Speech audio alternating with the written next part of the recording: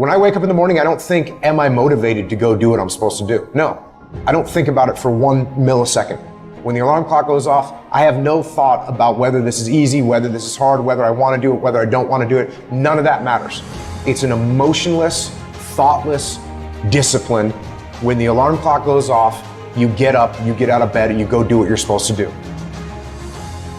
It is not what you perceive about me. It's what I perceive about me. It's not what they say about you that matters. It is what you say about you that threatens your destiny. You will never be defeated by what they say about you. You will be defeated by what you say about you.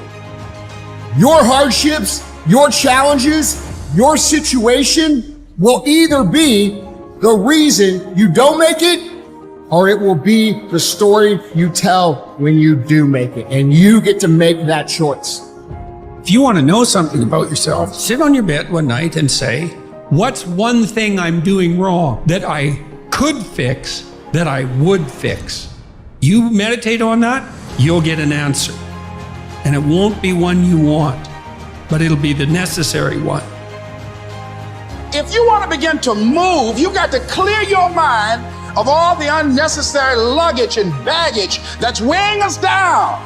You're going to have people to do things to you. Things are going to happen to you. And the most important thing to do is to harness your will and let it go. Move so you can grow, so you can get on with your life. It doesn't matter about what happens to you. What matters is, what are you going to do about it? Your imagination, you the only one can see it. You the only one can see it. The problem with your imagination, though, is you tell it to the wrong people. I don't care how it feels. I don't care if it's easy or hard. It doesn't even matter to me. It's just a reaction, it's a discipline, and it's life. And that's the way I choose to live my life. How many times have you had this really incredible idea and you took it to your family and your friends? You shared it with them and they shot it down. You know why they shot it down? Because they couldn't see it. See all this stuff you've been imagining? You ought to start working on it. Your real life is in your imagination. Dust off your imagination and just go for it. You got to try. Quit waking up thinking you ain't got no say-so in your life. You have a choice in this matter. You can't stop what happened to you, but you can doggone sure do something about what happened to you. Life is 10% what happened to you, it's 90% what you do about it. I don't care if you have to inch your way day by day, even if you have to get down and it hurts and it's hard and nobody can see what you're really going through. If you don't quit. Your mind says no. You just say, this is what we do. It's what we do now.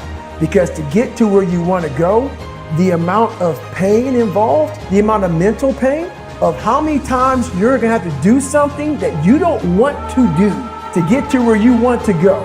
There's going to be more times you do something that you don't want to do than you are going to want to do. And that's your new norm. And then once you do this over and over and over again, it becomes like breathing. I don't want to live this lifestyle, but to get to the other side of this, I have to. We have two primary choices in life. We can either accept conditions as they exist, or we can take the responsibility to change them.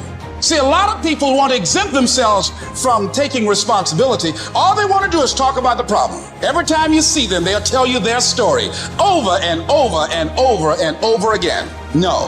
You want to take responsibility for your life. I got me here, I can get me out of this. And I'm getting out. I'm not going to be a volunteer victim.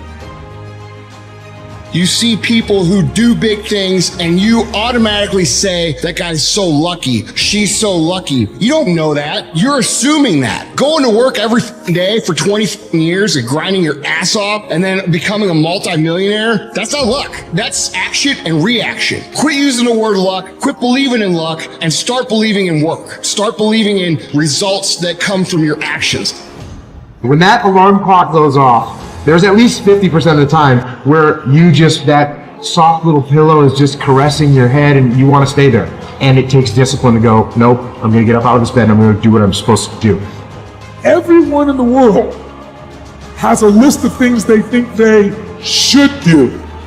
I should lose weight. I should work out. I should spend more time with my kids. I should work harder. I should make more calls. I should. And then you know what? People don't do their shoulds and they get mad at themselves and they what I call should all over themselves. They beat themselves up about it. What changes people is when your should becomes a must. When suddenly the thing you said should happen has to happen. That's when human beings change. If you want to be great, you want to be baddest mother ever at what you do, you're going to be misunderstood by everybody because you're going to be so obsessed and so driven to get there. That's what it takes. It takes every second of your life. Anybody says balance? Yeah, balance is important for a lot of people. It is. But if you want to go to that edge where people do not like you, don't understand you, question everything you do, you've arrived. When people don't understand you anymore, you're in that spot of obsession and drive. Here's the truth. This is the reality. Nobody's going to believe in you until you've already done it. Nobody's going to come and celebrate with you until you've already done it.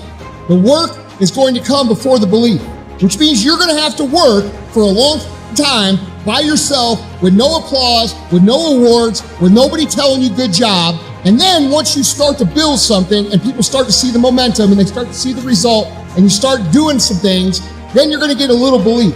And then what's going to happen is you're going to believe.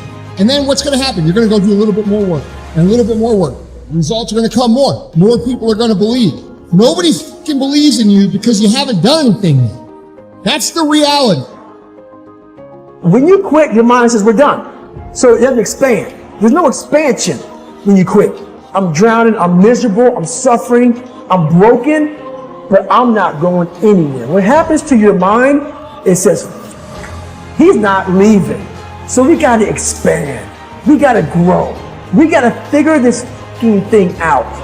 So then these compartments in your brain, they have to work. And then you start to engage parts of your mind that you never engaged before. When you're in suffer mode and you say, I'm not going to quit. You're forcing your brain now to operate on a level it's not used to. But then it becomes used to it.